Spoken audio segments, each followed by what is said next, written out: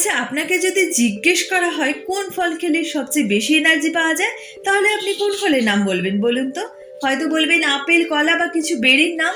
কারণ ছোটবেলা থেকে আপেল খাওয়ার পরামর্শ দিয়ে থাকেন গুরুজনেরা। স্বাস্থ্য বিশেষজ্ঞদের অনেকেও বিশ্বাস করেন কলাও খুব দ্রুত শক্তি যোগায়।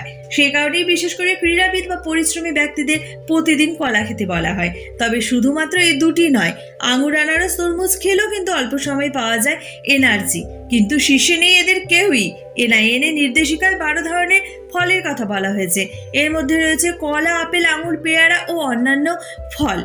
তবে ক্যালোরি পরিমাণের নিরিখে সব ফলের শীর্ষে রয়েছে আম। নির্দেশিকা অনুযায়ী আমে সর্বাধিক ক্যালোরি পাওয়া যায়, এমনকি দুটি আপেলের থেকেও বেশি ক্যালোরি রয়েছে আমে।